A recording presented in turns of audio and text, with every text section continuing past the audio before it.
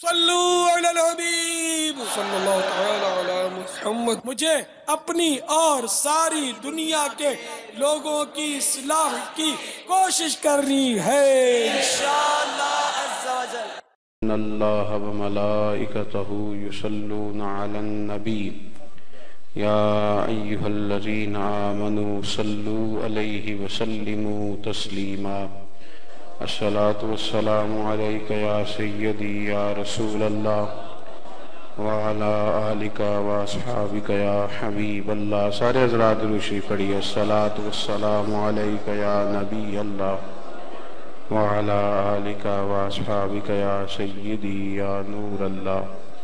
حمد و صلاۃ کے بعد دوستو، بزرگوں، بھائیوں، بالخصوص حضرات علماء کرام، مشائخ، سادات، عرص مقدس کی یہ تقریبات ہیں۔ عالی مرتبت حضرت صاحبزادہ سید روح الحسنین شاہ صاحب، آپ کے زیر اہتمام و انصرام یہ خوبصورت اجتماع انعقاد پذیر ہے۔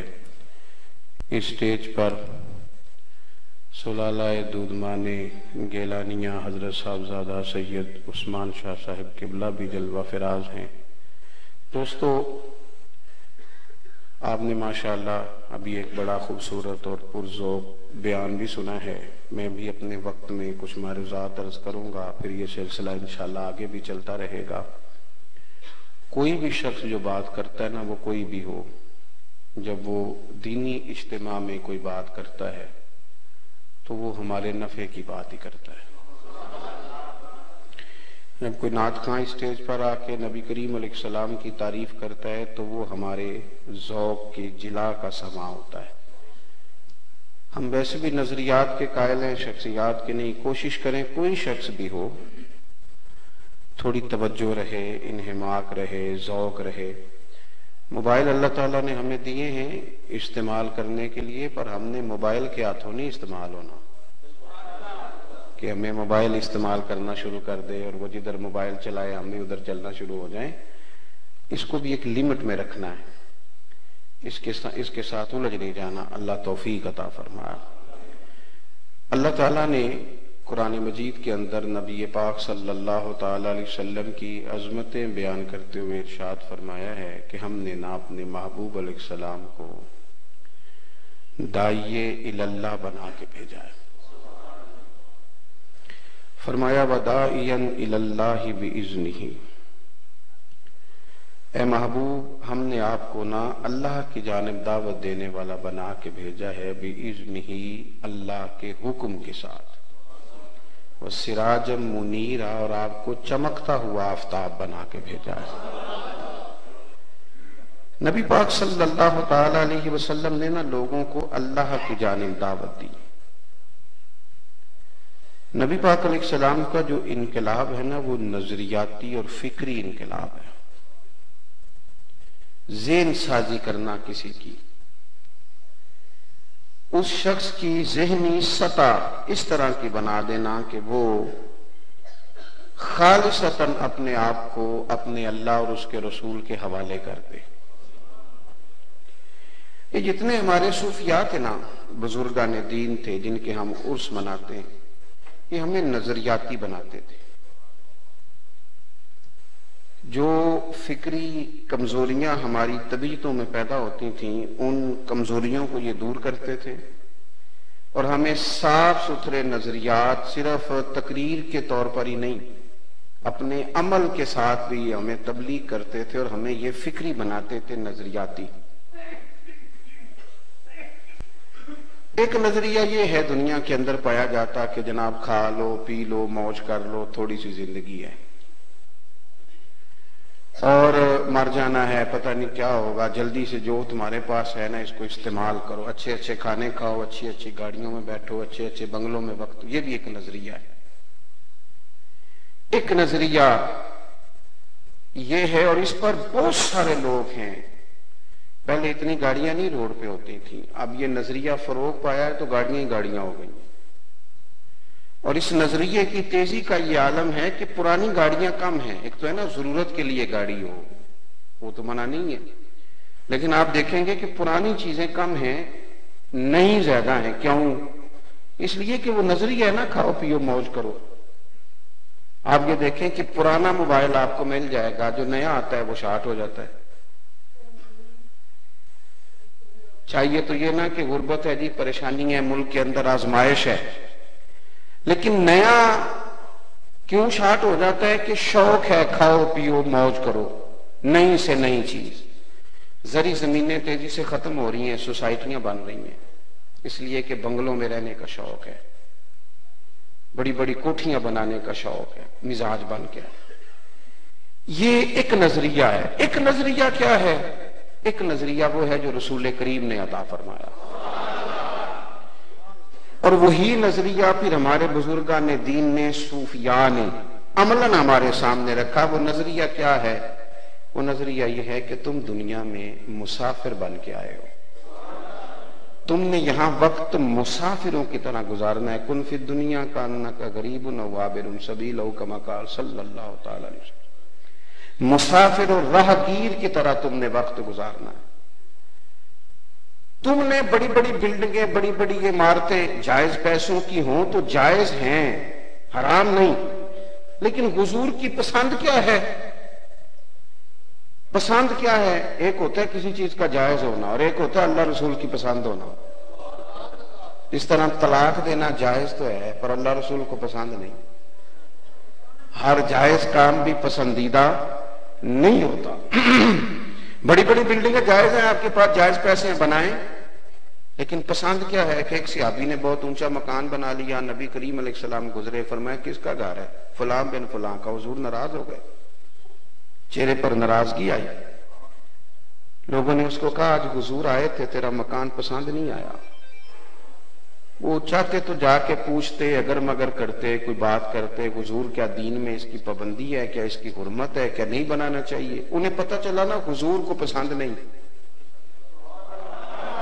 تو وہ جنت میرے کس کاری جتھے یار نظر نہ ہو. اور مولانا حسن رضا فرمانے لگے رنگے چمن پسند نہ پھولوں کی بو پسند، ہم کو ہے وہ پسند جسے آئے تو پسند. کہا حضور کو پسند نہیں آیا، کئی پکڑی، کدال پکڑا، چھت پہ چڑھے، سارا ہی مکان گرا دیا، سارا ہی گرا دیا، سارا ہی. اور آ کے عرض کی یا رسول اللہ جو آپ کو پسند نہیں تھا نا، میں نے زمین سے ختم ہی کر دیا. ہمیں حضور نے فرمایا کہ تم نے نا اللہ سے جوڑ کے رہنا ہے، تم نے نظریاتی بننا. دولتوں کا چکر، یہ مال، یہ دنیا، یہ بھاگنا، یہ دوڑنا، سارے رشتے لالچ کے، سارے تعلقات ہی مفادات کے، سارا آنا جانا ہی دنیا داری کے لیے. بعض اوقات اللہ ماشاءاللہ خالص دیندار لوگوں کا کام بھی دنیا داری کا، ان کا اٹھنا بیٹھنا بھی دنیا داری کا. وہ خاص للہیت جو حضور نے پیدا کی، خاص اپنے آپ کو اللہ سے جوڑنا، اپنے آپ کو اللہ کے حوالے کرنا. ہمارا نا غیبی طاقتوں پر خاص یقین ہے کہ اللہ رسول کی جو غیبی طاقتیں وہ ہماری مددگار ہوتی ہیں. اب ہم تیزی سے کس طرف بڑھ رہے ہیں؟ اب ہمارا بھی دولت پر، تعلقات پر، ہم سے کو پوچھتا ہے فلانا مسئلہ کیسے حل کرنا ہے تو ہم کہتے ہیں بڑے تعلقات ہیں، میں نے ایک فون کرنا ہے کام ہو جانا. فلانے کو کہنا ہے بھائی، وہ تو اقبال کہتے ہیں کہ کافر ہے کہ شمشیر پہ کرتا ہے بھروسہ، مومن تو بے تیغ بھی لڑتا ہے سپاہی. وہ تو بغیر تلواروں کو بھی میدان میں اترتا ہے کیونکہ مومن ہے. آپ دیکھیے نا، یہ نظریہ ہے بدر کے اندر. 1000 کا لشکر لے کے کافر آ گئے، ایک ایک بندے کے پاس 3 قسم کا اسلحہ، تلوار بھی ہے، نیزہ بھی ہے، تیر بھی ہے، سارا کچھ ہے. اور ان کا اٹھنا بیٹھنا اور کھانا پینا اس قسم کا ہے کہ وہ ایک اونٹ ذبح کرتے، اس کا گوشت بناتے، معاذ اللہ شراب کباب ہوتی، اسے بھونتے اور کھاتے. یہ ان کا نظریہ. ادھر کیا ہے؟ 6 زرہیں 8 تلواریں، ایک سواری 3 سوار. رات کس طرح گزری کہ حضور نے ساری رات مسلح پہ گزار دی، ساری رات رو کے اللہ کو منایا. صبح میدان میں لوگ نکلے، ایک طرف تلواریں لڑ رہی تھی، نیزے لڑ رہے تھے، تیر لڑ رہے تھے، اور دوسری طرف نظریہ لڑ رہا تھا. یہ مسلمان ہیں جن کو رب کریم نے فرمایا وَلَقَدْ نَصَرَكُمُ اللَّهُ بِبَدْرٍ وَأَنْتُمْ أَذِلَّةٌ. تم تو کمزور تھے بدر میں، وہ تو رب نے تمہاری مدد کی۔ اب نظریہ جیت گیا اور تلواریں ہار گئیں، نظریہ جیت گیا اور نیزے ہار گئے، نظریہ جیت گیا اور جو تیر تھے وہ ہار گئے، دنیاوی طور پر جو چیزیں تھی وہ ہار گئیں۔ ہمیں نہ ہمارے صوفیاء نے نظریاتی بنایا، نظریاتی۔ میں کیا کروں؟ اب صوفیاء کے آستانوں پہ لوگوں نے ٹائم رکھا ہوا ہے کہ سویرے 9 بجے سے لے کر 10 بجے تک تعویذ تمہیں ملیں گے، اور سب سے پہلے آنے والے کو اللہ ماشاءاللہ وہ سجادہ نشین بتائے گا کہ تینوں کسے کچھ کیتا ہے۔ وہ آپ نے تو پکا کرنا تھا، آپ نے تو اللہ کی ذات پر بھروسہ پکا کرنا تھا، اور آپ ان کو کچا کر رہے ہیں۔ آپ دیکھیں نا، صوفی کی صرف یہ ڈیوٹی نہیں کہ وہ کو بندہ بے اولاد آیا ہے تو اس کو وہ دعا کرے اور وہ صاحب اولاد ہو جائے۔ یہ دیکھیں میں کیا کہہ رہا ہوں، ادھر دیکھو میری طرف۔ صوفی کی صرف یہ ڈیوٹی نہیں، یہ کام بھی وہ کرے گا کہ کوئی بندہ پریشان آیا تو دعا کرے تاکہ اس کے دل کو اللہ سکون دے دے، لیکن صوفی کی اصل ڈیوٹی کیا ہے؟ آپ صوفی آج کتابیں پڑھیں۔ اہل طریقت کی اصل ذمہ داری یہ نہیں ہے کہ بے اولاد آیا تو دعا کر کے صاحب اولاد کر دیں، اور کوئی بندہ کاروبار نہیں ہے تو انہوں نے تعویذ دیا تو 4 کارخانے بن گئے، بلکہ صوفی کی تو اصل ڈیوٹی یہ تھی کہ کوئی بے اولاد آیا نا اور بے چین آیا ہے تو اسے کہہ دیں کہ میاں اگر رب راضی ہے نا کہ تیرے گھر میں اولاد نہ ہو تو بھی رب کی رضا پہ راضی ہو جا۔ وہ اسے اطمینان قلبی دیں، اسے اللہ کی رضا پر جینے کا سلیقہ دیں۔ ایک بندہ آیا، اس نے آ کے کہا میں غریب ہوں، مجبور ہوں، تنگ دست ہوں، شے کوئی نہیں گھر میں، کل سے کھانا نہیں کھایا۔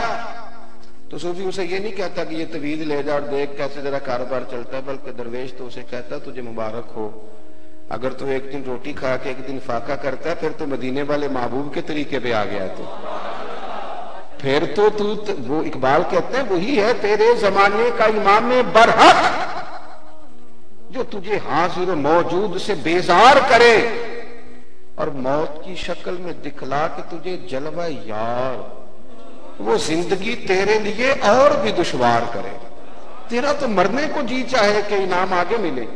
صوفیاء تو بندے کو نظریاتی بناتے، وہ تو ذہن دیتے ہیں کہ سارا کچھ اللہ کے حوالے کرنا ہے، بجائے اس کے کہ کمزوریاں آ جائیں، بجائے اس کے کہ اور زیادہ انسان مشقت کا شکار ہو جائے۔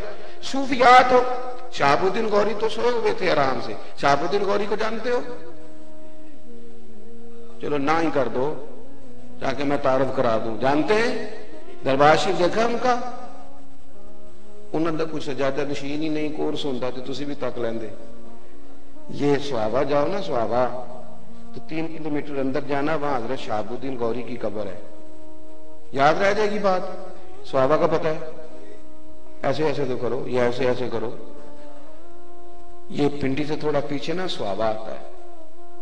میرا شوق ہے کہ آپ لوگ وہاں جائیں، آپ کو پتہ چلے کہ دربار صرف دربار صوفیاء ہی نہیں بناتے، یہ اس کا دربار بنوایا کس نے؟ ڈاکٹر عبد القدیر خان نے، اور انہوں نے میزائل کا نام بھی غوری انہی کے نام پہ رکھا ہے۔ بنایا ایٹمی سائنسدان نے، بنایا ایک مجاہد کا دربار، لیکن دربار پہ لوہے مزار پہ پہلا جملہ یہ لکھا ہے کہ یہ اس شخص کا دربار ہے جو خواجہ معین الدین چشتی اجمیری کا منظور نظر ہے۔ خواجہ صاحب نے آ کے کہا صاحب نے شہاب الدین غوری سے کہ آ کے ہندوستان پہ حملہ کر، اللہ تیری مدد کرے گا۔ وہ لوگ اسباق پڑھا رہے ہیں جہاد کے، لوگوں کو کہہ رہے ہیں اللہ مددگار ہے، نکلو۔ تو میرے عزیزوں صوفیاء سبق دیتے ہیں، صوفیاء۔ لیکن ایک شعر بڑا میں تو رو پڑا جب میں پہلی دفعہ گیا، پھر تو کئی دفعہ گیا۔ شہاب الدین غوری کی قبر پہ جو ایک شعر لکھا ہے نا وہ بڑا تلخ ہے، اور وہ ہمارا المیہ ہے، کیونکہ ہم زندوں کی قدر کرنے والا مزاج نہیں رکھتے، زندوں میں ہمیں کمزوریاں نظر آنے لگ جاتی ہیں، خامیاں، اور ہمارے دور میں تو خوبی صرف اس بندے میں ہے جو ہماری بات مانے، جو نہ مانے۔ میں اپنے بارے میں دوستوں سے کئی دفعہ کہتا ہوں جس کو ٹائم دے دوں اس کے لیے درویش ہوں، اور جس کو نہ دوں اس کے لیے متکبر ہوں۔ اللہ معاف کرو، اتنی سی بات ہے، جتنی بات آپ مانتے جائیں اتنے آپ ٹھیک ہیں، جہاں آپ اڑ جائیں وہاں آپ یا کوئی سی مجبوری کا اظہار کریں تو پھر آپ ٹھیک، یہ ہمارا مزاج ہے، اس طرح کا رویہ ہو جاتا ہے۔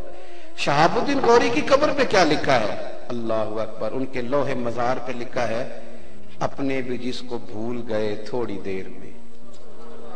اوئے ہوئے, اپنے بھی جس کو بھول گئے تھوڑی دیر میں, وہ مرد درویش دفن ہے اس مٹی کے ڈھیر میں. بھلا دیا لوگوں نے اپنے بھی جس کو بھول.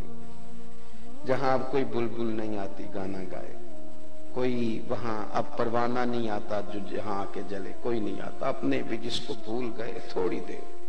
میرے عزیزوں, صوفیاء سبق دیتے اللہ سے جڑنے کا. آپ دیکھو نا, نبی کریم صلی اللہ تعالی علیہ وسلم آرام فرما ہیں, سفر سے واپس تشریف لا رہے ہیں, صحابہ کرام علیہم رضوان بھی موجود تھے. تو کریم نے اس طرح کیا کہ اپنی تلوار مبارک درخت کی ٹہنی سے لٹکا دی. صحابہ تھوڑا ادبن سائیڈوں پہ ہو کے آرام فرما ہو گئے, حضور بھی لیٹ گئے. تلوار مبارک درخت کی ٹہنی سے لٹک رہی ہے, ایک شخص آ گیا, اس نے آ کے نا حضور کی تلوار کو اتارا اور تلوار حضور پر اس نے تان دی. اب میں تقریر کر رہا ہوں, آپ سن رہے ہیں, بات آسان ہے, لیکن اچانک نہ آپ اکیلے ہیں اور ایک بندہ آ کے پسٹل یہاں رکھ دے, نہیں چلے اس سے بھی آسان کرتے ہیں. چھت پہ کبھی رات کو بلی بھی ہو نا,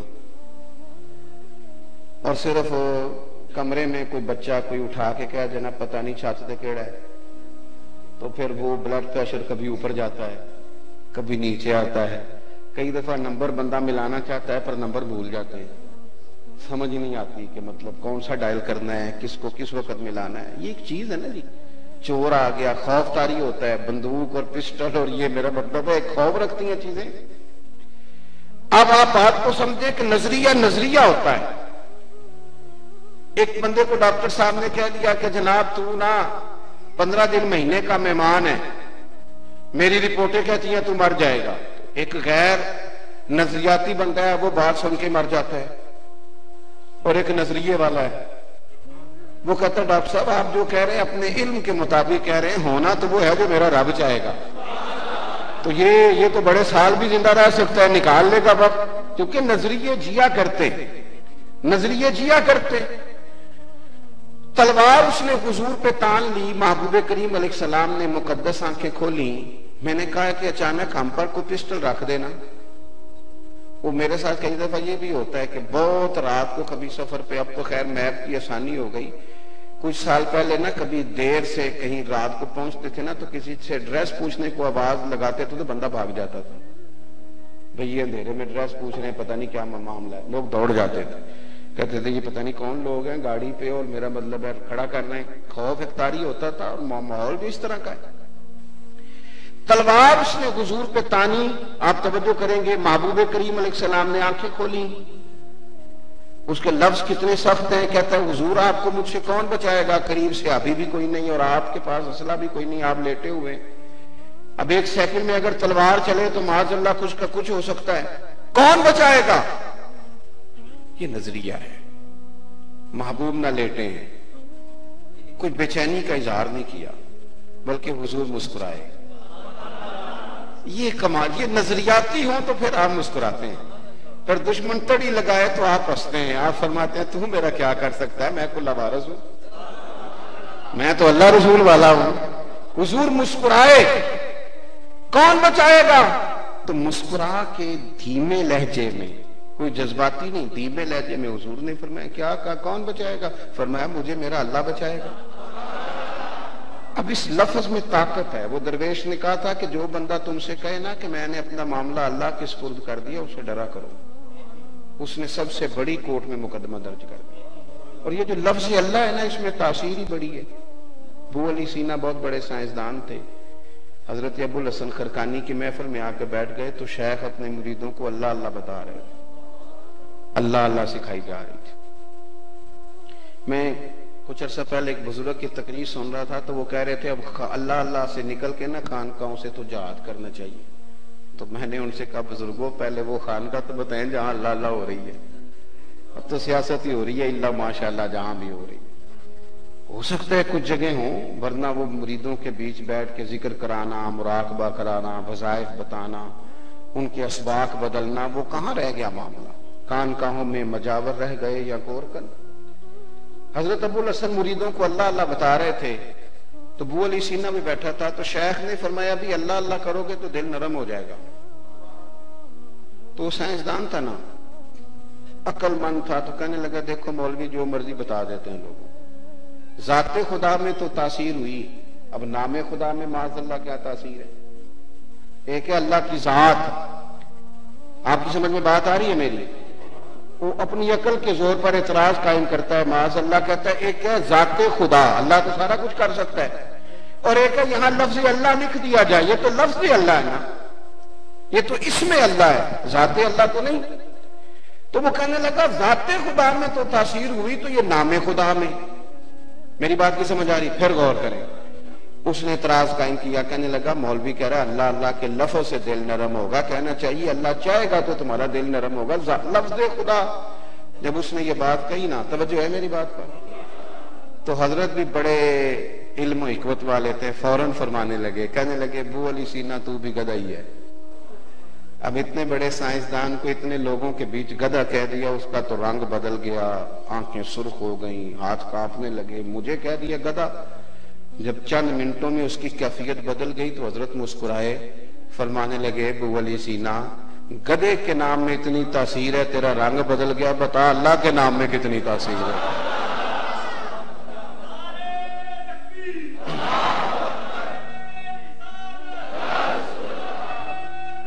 آپ سنیں گے عزیز بھائی، نبی کریم علیہ السلام نے نا جب اس سے کہا نا کہ مجھے میرا اللہ بچائے گا، تو بڑی تاثیر ہے اس لفظ میں، اللہ بچائے گا. بس سرکار کے زبان نور سے جملے نکلے تو اس بندے کا وجود کانپا، تلوار ہاتھوں سے گری، حضور نے اٹھا لی، فرمایا لے بھائی مجھے تو اللہ نے بچا لیا ہے، اب تو بتا نا تجھے کون بچائے گا. دیکھیں اس نے کیا کہا، کہنے لگا اے محبوب کریم علیہ السلام میں نے سنا ہے آپ بڑی معاف کرنے والے ہیں، آپ بڑا ہی درگزر فرماتے ہیں. حضور نے یہ نہیں فرمایا کہ تو پہلے بڑی ڈینگے مارتا تھا، بڑی باتیں کرتا تھا، اب کہتا ہے معاف کر دوں. کیا کہا تو نے؟ یا رسول اللہ آپ بڑے معاف کرنے والے ہیں. تو محبوب نے فرمایا ٹھیک ہو گیا، جا پر میں نے معاف کیا. تو نظریاتی بنے، چیزوں کو نا اللہ رسول کے سپرد کریں. یہ جو ہم دیکھیں، ایک تو دنیا میں اسباب اختیار ضرور کریں پر بھروسہ اسباب پہ نہیں، بھروسہ مسبب الاسباب پہ. دوسری بات یہ کہ ہمارے صوفیاء نا جنگلوں میں بھی وقت گزار لیتے تھے. پرانے جتنے آستانے آپ کو ملیں گے نا، جتنے، ان کے ابھی تک روڈ پکے نہیں ہوئے، صدیاں گزر گئی.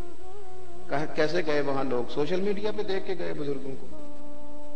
ان کی تصویریں میرے خیال ہے بہت بڑی بڑی لگی ہوں گی پوسٹروں پہ اور کھمبوں پہ لٹکی ہوں گی، یہ دیکھ کے چلے گئے وہ لوگ. ان کی اللہ نے کشش رکھی تھی دلوں میں. انہوں نے کوئی بڑے بڑے محلات نہیں بنائے. وہ تو بعد میں پھر شہزادگان کا خیال آیا کہ ابا جی پتہ نہیں یہاں کیوں رہتے تھے، ہمیں تو کہیں اور کوٹھی بنانی چاہیے. وہ پھر کہیں دور نکل گئے. ورنہ صوفیاء وہیں بیٹھ کے جب ان کے مرید دیکھتے تھے نا کہ ہمارا شیخ یہاں کچے مکان میں رہتا ہے، سادے کلی میں وقت گزارتا ہے، تو پھر وہ بھی وہاں بیٹھ کے اللہ اللہ کرتے. اب آپ میں بڑے درد سے کہتا ہوں، اب آستانوں پہ سلوٹ تو رہ گیا ہے، کوئی دربار پہ سلام کرنے تو آتا ہے، لیکن وہاں جس ترتیب سے لوگ ہر وقت بیٹھ کے رب رب کرتے تھے وہ چیز نہیں رہی. کیوں؟ اس لیے کہ جنہوں نے میر مجلس بننا تھا وہی موجود نہیں رہے. عزیز دوست، ہمارے بزرگوں نے نا سبق پڑھایا لوگوں کو کہ یہاں تم بے شک سادہ لباس بھی پہن لو، اون کے کپڑے بھی پہن لو، یہاں تم بڑے سادے بھی وقت گزار لو، تمہارے لیے تمہارے رب نے جنت میں بڑی نعمتیں تیار کی.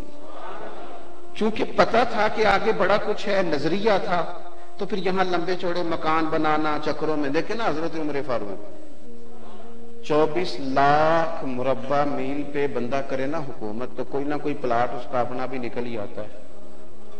24 لاکھ مربع میل پہ حکومت کرے نا تو میں یہاں تو بڑے بڑے اعزازی پلاٹ بھی لوگوں کو مل جاتے ہیں. کہتے ہیں یہ صحافی کالونی، یہ وابڈا کالونی ہے کہ نہیں، یہ جناب فلانے لوگ جو فلان جگہ پہ امپلائر ہے ان کے لیے فلانے کے لیے بنتے ہیں کہ نہیں بنتے، یہ فلانوں کے لیے پلاٹ نکل ہی آتے ہیں نا میرے بھائی. آپ کے ہاں جو آدمی ریٹائر ہو جاتا ہے نا وزیر اعظم وہ 20 دن 40 دن بھی رہے تو اس کو بھی ساری زندگی تنخواہ ملتی ہے، سہولتیں ملتی ہیں، قانون بن گئے۔ تو 24 لاکھ مربع میل کا حکمران کوئی نہ کوئی پلاٹ تو نکل ہی سکتا تھا، لیکن پلاٹ تو نہیں نکلا حضرت عمر کا، قرضہ ضرور نکلا۔ اور پتر کو بلا کے 80 دینار کا قرضہ ہے، میرے قریبیوں سے بات کرنا، اگر ان سے ہو سکا تو ٹھیک، ورنہ عثمان غنی سے بات کر لینا، مولا علی سے کر لینا، میرے دوستوں سے کر لینا۔ لیکن پتہ ہے حضرت عمر نے پلاٹ کیوں نہیں بنایا؟ کیونکہ ان کا نظریہ تھا۔ نظریہ کیا تھا؟ حضور معراج سے واپس آئے تو فرمایا عمر میں جنت میں تیرا مکان دیکھ آیا ہوں۔ ان کو پتہ تھا نا میرا تیار ہے۔ آپ نے کبھی دیکھا ہے کہ بندہ سعودی عرب رہے 35 سال بھی تو وہاں وہ مکان بنائے؟ نہیں، وہ کہتا میرا پاکستان میں بنے گا مکان۔ حضرت عمر کو پتہ تھا میرا بنا ہوا ہے، اور حضور نے فرمایا عمر تیرا محل اتنا شاندار تھا، دروازے پہ حور بھی بیٹھی تھی، میرا دل کرتا تھا جا کے اندر سے دیکھوں۔ پھر میں نے سوچا کہ عمر غیور ہے، کہے گا پہلے خود ہی قانون بنایا ہے کہ کسی کے گھر بغیر اجازت کے نہیں جانا چاہیے، اور تشریف بھی لے گئے تو میں نہیں گیا، ورنہ دل چاہتا تھا اندر سے دیکھوں۔ تو حضرت عمر رو پڑے، کہنے لگے حضور مجھے میری ماں روئے، میں کوئی آپ پر غیرت کرتا، یہ جو کچھ ہے آپ کے قدموں کی برکت ہی ہے۔ تھوڑے سے نا نظریاتی ہو جائیں، تھوڑے سے نظریاتی۔ ہمارے ہاں نا اب غریب آدمی بھی سوچ سمجھ کے یاری لگاتا ہے، غریب سے وہ بھی نہیں لگاتا، اس کو بھی کوئی امیر بندے چاہیے دوستی لگانے کو۔ آپ نظریاتی ہو جائیں گے نا، ہمارے بزرگ ہمیں بتاتے ہیں کہ یہاں تم نے دنیا میں بہت زیادہ وقت نہیں رہنا، تمہارے مکانات آگے بنے ہوئے، اس کے لیے تیار۔ حضرت شاہ فرید الدین صاحب اتار صرف وہ صوفی نہیں، وہ صوفیاء کا تعارف کرانے والے، ان کی تذکرۃ الاولیاء ہمیں صوفیاء کے دروازوں تک لے جاتی ہے۔ شاہ فرید الدین اتار فرماتے ہیں میں توبہ کرنے سے پہلے بہت بڑا عطار تھا، عطر کا کاروبار کرتا تھا۔ عطر کا کاروبار بڑا مہنگا کاروبار ہے، ایک تو وہ ہے نا جو غریب لوگ خوشبو لگاتے ہیں، اور ایک بڑا اونچا چلا جاتا ہے، یہ باقاعدہ خرچہ ہے، یہ باقاعدہ خرچہ ہے۔ عرب شریف میں اللہ تعالی ہم سب کو موقع عطا فرمائے تو جہاں سنار کی دکان ہوتی ہے نا، اس کے ساتھ خوشبو والی دکان ہوتی، یعنی جتنا کرایہ وہ دیتا ہے اتنا یہ دیتا ہے، اتنا مہنگا کام ہے۔ فرماتا ہے بڑی مہنگی مہنگی بوتلیں خوشبو کی میں نے سجائی ہوئی، اور بڑا بہترین میں بھی آفس بنا کے ٹیبل بنا کے سجا کے بیٹھا کرتا تھا، اور میری بھی ایک دنیا تھی، مال آ رہا ہے جا رہا ہے، اور جناب پیسے آ رہے ہیں جا رہے ہیں، ایک پوری کائنات تھی، دنیا تھی، چل رہا تھا نظام۔ اچانک اللہ کو منظور ہوا کہ میرا رجوع رب کی طرف ہو۔ وہ جب یہ بہت سارے لوگ کہتے ہیں میں نے محنت کی تو میں نے فلاں کیا، نہیں نہیں، محنت بڑی تھوڑی سی ہوتی ہے، رب خود ہی سارے اسباب پیدا کرتا ہے۔ میری طرح کے بہت سارے لوگ ہیں وہ کہانیاں سنائیں کہ ہم نے محنت کی تو ان کی اپنی مرضی ہے، ورنہ یہ تو ان کا کرم ہے کہ روک ان کا ادھر ہے، کرم سے زیادہ کچھ نہیں۔ محنتوں سے کام چلتا تو بڑے بڑے محنت کرنے والے لوگ، یہ تو خدا کا فضل ہے، وہ انتخاب کر لیتا ہے، اور کسی وقت یہ انتخاب بطور آزمائش بھی ہوتا ہے کہ اس بندے کو کچھ عزت دے دی، اب یہ کہاں کھڑا ہوتا ہے، کیا بولتا ہے، کیا سوچتا ہے۔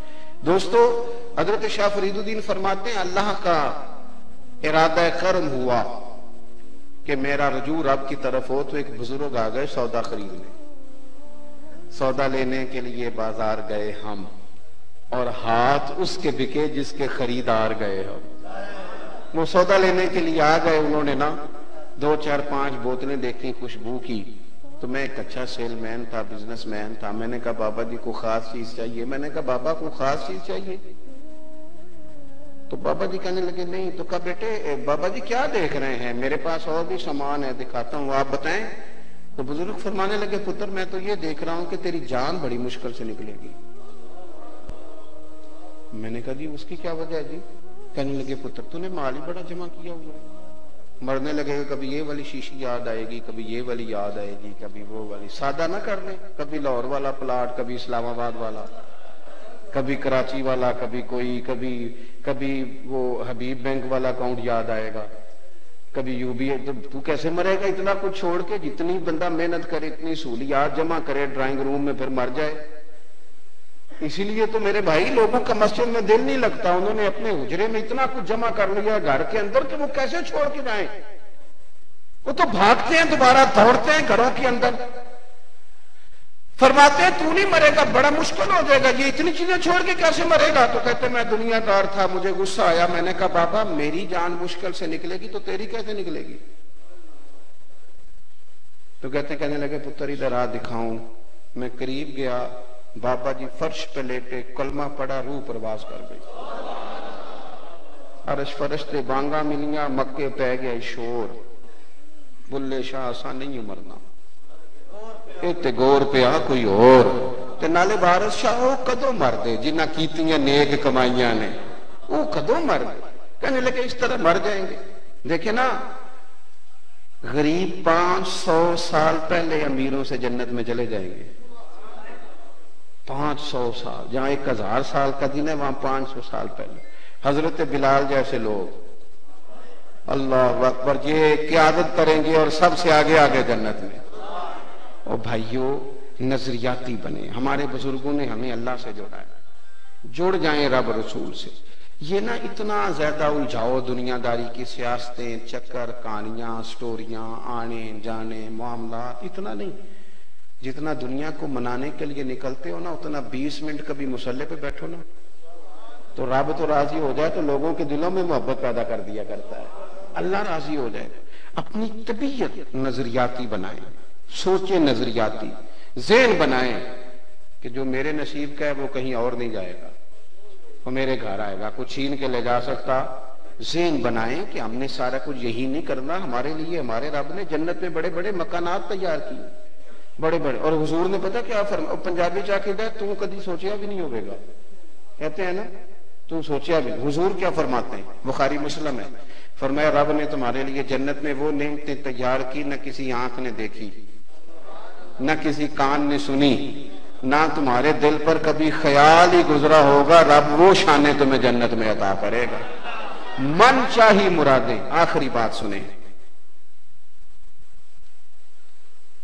کسی بھی بزرگ کے جب آپ عرس پہ آتے ہیں نا, کوئی بھی بزرگ ہیں اللہ والے, تو آپ کو ایک چیز کامن نظر آئے گی سب بزرگوں میں مشترکہ, تمام بزرگان دین میں جتنے بھی اللہ کے کامل بزرگ ہوئے تمام میں, کہ وہ نہ اللہ سے جڑے رہے. اللہ سے آپ کو بڑا کم ایسا ملے گا کہ کسی بزرگ نے کوئی دنیاوی لحاظ سے, دنیا داری کے لحاظ سے لوگوں کو. دیکھیں نا ہمارے ہاں لوگ نعرہ لگاتے ہیں, یہ نعرہ برا نہیں کہ میں سڑکیں ٹھیک کرا دوں گا, میں یہاں صاف پانی کا بندوبست کرا دوں گا, یونیورسٹی قائم کراؤں گا, یہ اچھی باتیں ہیں, یہ بہترین کام ہے, یہ ساری باتیں ٹھیک ہیں. لیکن بزرگان دین جو نظریہ دیتے تھے نا, وہ پتہ کیا تھا, وہ سڑکیں تعمیر کرانے سے زیادہ توجہ کرتے تھے انسانوں کی تعمیر کرانے پر. آپ بتا سکتے ہیں کہ نبی پاک علیہ السلام نے کب نعرہ لگایا تھا کہ مکے میں اتنی یونیورسٹیاں بنائیں گے, یہ فلانا فلانا روڈ فلانی فلانی جگہ ملا دیں گے, یہ نعرہ لگایا حضور نے؟ حضور نے تو نعرہ لگایا تھا کہ میں نہ مکارم اخلاق کی تکمیل کرنے کے لیے آیا ہوں. اعلیٰ ترین اخلاق, اعلیٰ ترین. اگر اخلاق نہ بلند ہوں تو لوگ ماسٹر کی ڈگری لے کے بھی آ جائیں تو پھر بھی خود غرض ہو کے نکل جائیں. اخلاق کی تربیت نہ ہو تو ہم نے دیکھا ہے کہ لوگ, اللہ تعالیٰ نے توفیق دی, کسان کا بیٹا ڈاکٹر بن جاتا ہے, لیکن پھر بھی وہ سوچتا پتہ کیا ہے کہ میں پیسے دے کے بناؤں. وہ پھر بھی کسی غریب کی داد رسی کو تیار نہیں ہوتا. وہ کہتا ہے 2000 کی پرچی کاٹو گے تو پھر میرے پاس آؤ گے. وہ 10 مریض بھی مفت چیک نہیں کرتا الا ماشاءاللہ, کیونکہ نظریاتی نہیں. نبی کریم علیہ السلام نے اخلاق کی بلندی کی بات کی. ہمارے صوفیاء اخلاق کی بلندی کی بات کرتے, اخلاق کی, کردار کی.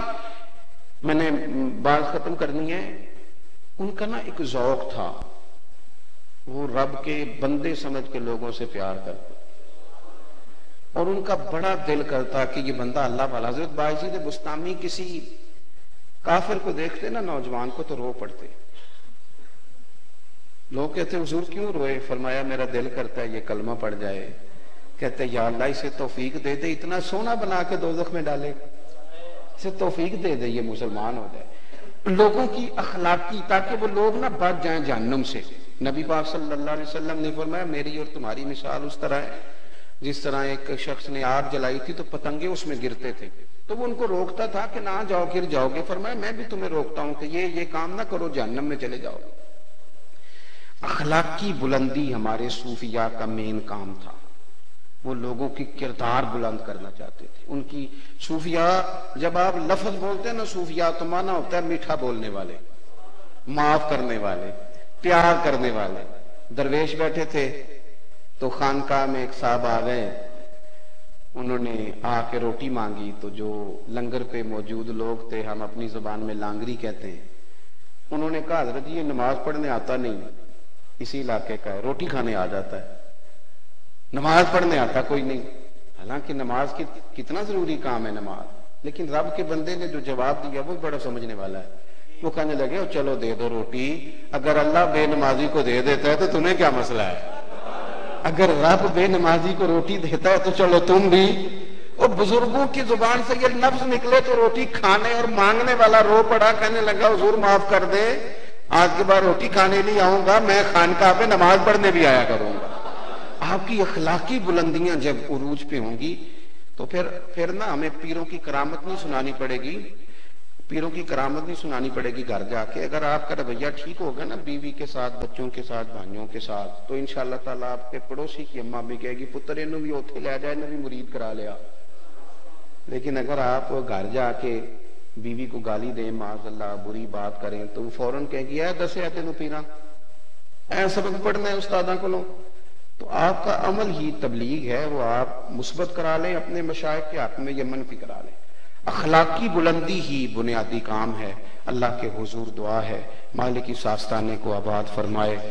سنیں جی سنیں، محفل جاری ہے۔ میں نے آتے ہی کہا تھا کہ جو بندہ بھی اللہ رسول کی بات کرے وہ قیمتی ہوتا ہے، نظریاتی ہونا چاہیے۔ اب ہمیں ان چیزوں سے نکلنا چاہیے، دین کی بات سنیں، جو بھی صحیح العقیدہ بندہ بات کر رہا آپ